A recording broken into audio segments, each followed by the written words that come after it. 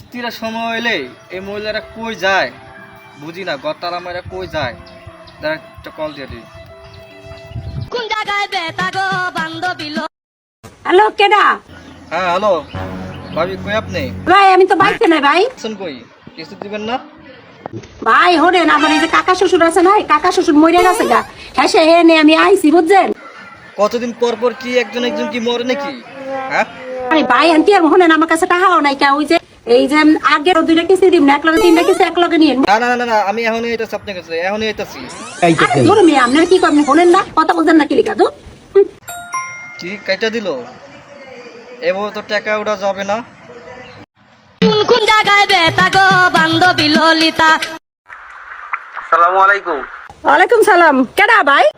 Hello, আমি S A group থেকে কুদ্দুস বলেছিলাম। কুদ্দুস ভাই? কি কি কি ভাই? আপনি তো লটারিতে 50,000 টাকা দিচ্ছেন।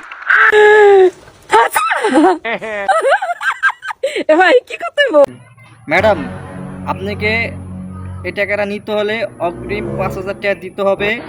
আর আমরা আপনাদের বাসায় এসে আপনি সিগনেচার নিয়ে আপনি 50,000 টাকা পেয়ে যাবেন।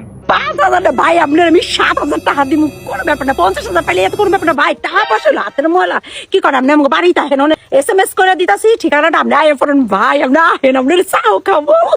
কি টাকা পেয়েছি টাকা পেয়ে গেছি যে। দাঁড়াও ভাবি, তোমারে আজকে বুঝাইতেছি, দাঁড়াও।